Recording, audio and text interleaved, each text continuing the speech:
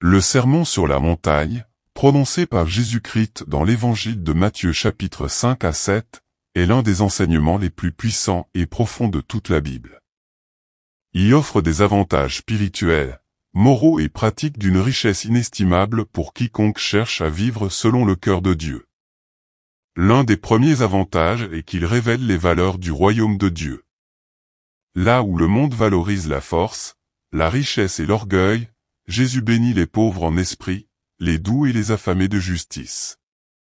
Ce contraste bouleverse les pensées humaines et invite à une transformation profonde. Ce sermon est aussi un guide de vie morale. Il enseigne à aimer ses ennemis, à ne pas juger, à pardonner, à être honnête et intègre. Il élève la loi en révélant l'esprit derrière la lettre. Par exemple, il ne suffit pas de ne pas tuer, mais il faut aussi déraciner la haine du cœur. Un autre avantage, c'est qu'il fortifie la vie intérieure du croyant. Jésus insiste sur l'importance de la prière sincère, du jeûne discret, de la confiance en Dieu pour les besoins quotidiens. Cela développe une relation vivante avec le Père Céleste, basée sur la foi et la dépendance. Le sermon sur la montagne protège de l'hypocrisie religieuse. Il dénonce ceux qui pratiquent la piété pour être vus des hommes, et pousse chaque croyant à examiner ses motivations profondes. Il appelle à une foi authentique, vécue dans le secret du cœur. Il offre une vision claire du chemin étroit qui mène à la vie éternelle.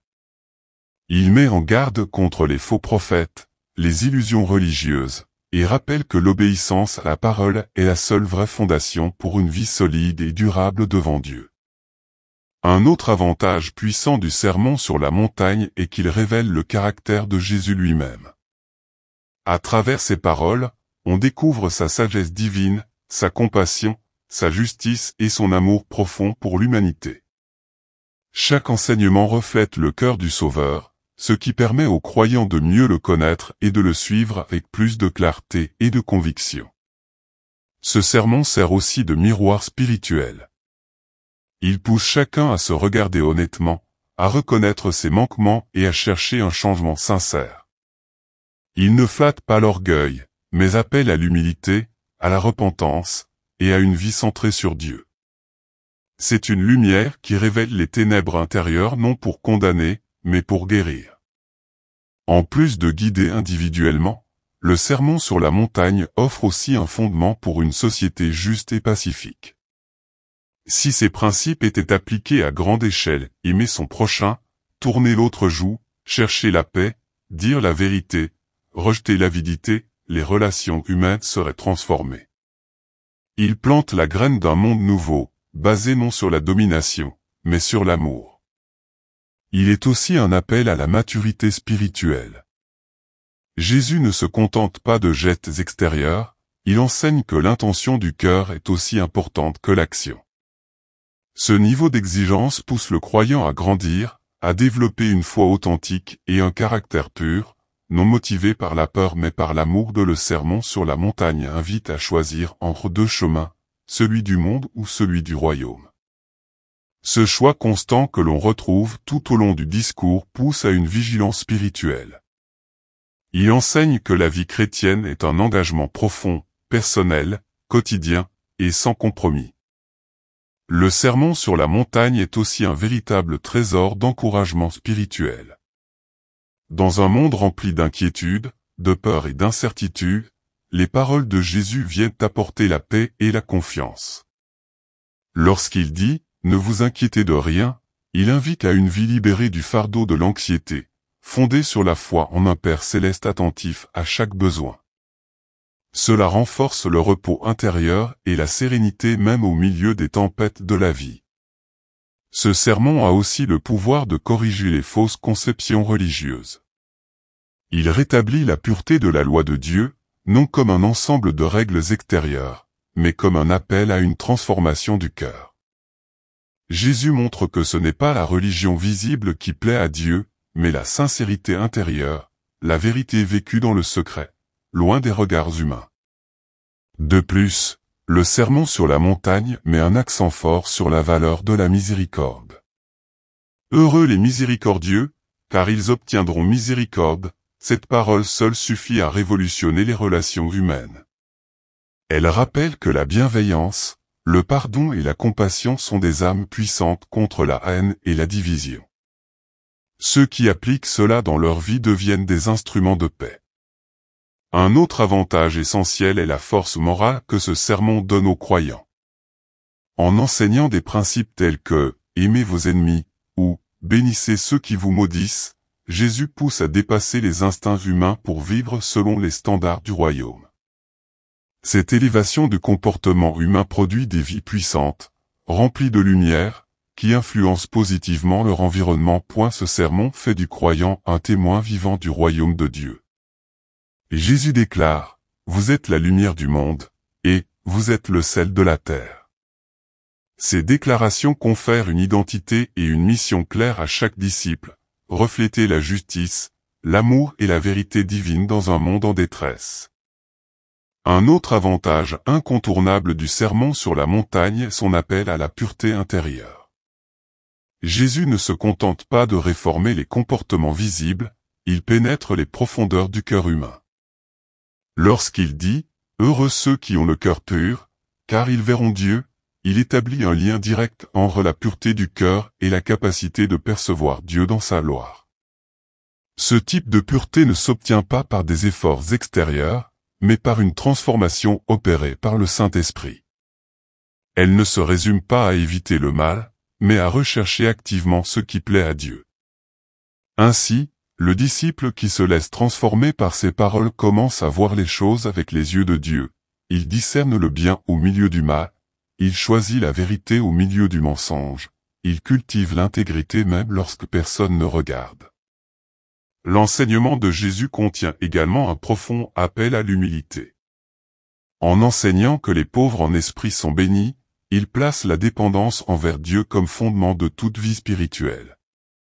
Le disciple n'avance pas avec arrogance ni prétention, mais avec conscience de ses limites et avec foi dans la puissance divine. Cette posture permet à Dieu de faire grâce. L'humilité devient une clé pour vivre dans la lumière, progresser dans la sanctification, et garder un cœur enseignable. C'est un avantage rare dans un monde qui glorifie l'ego, la performance et la réussite individuelle.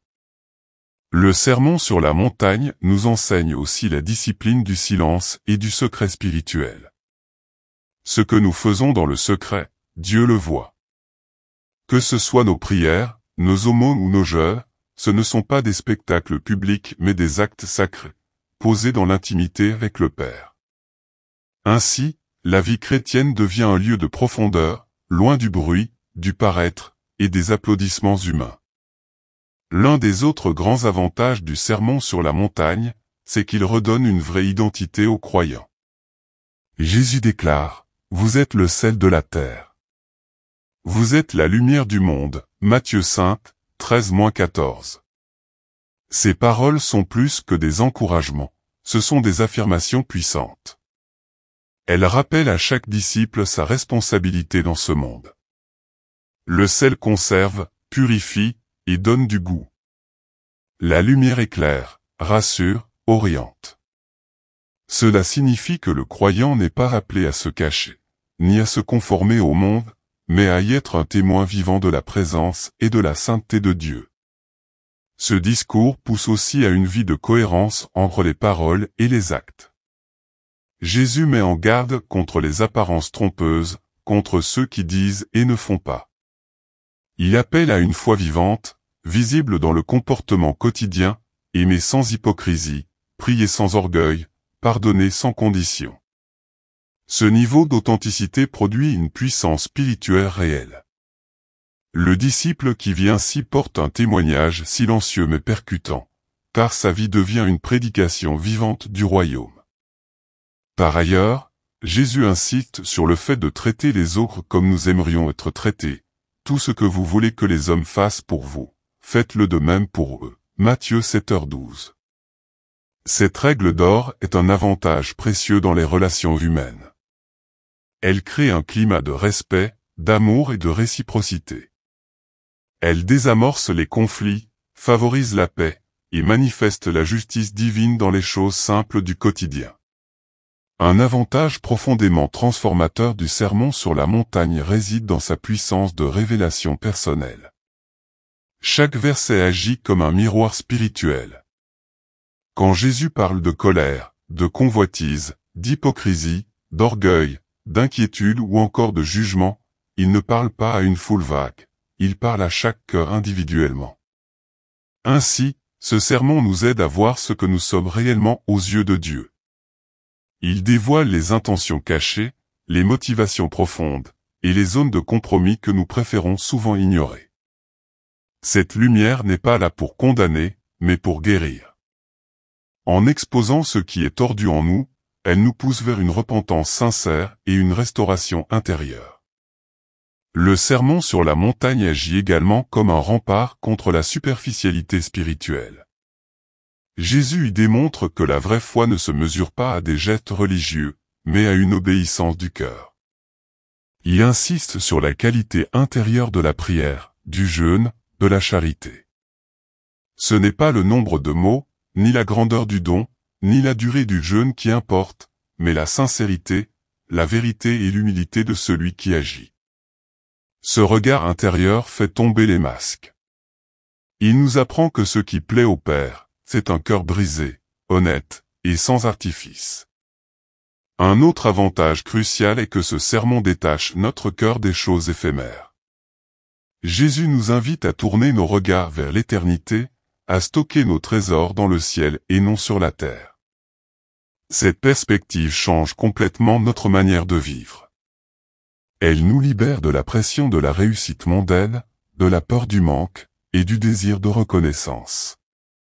Nous comprenons que notre valeur ne se trouve pas dans ce que nous possédons, mais dans notre attachement au royaume.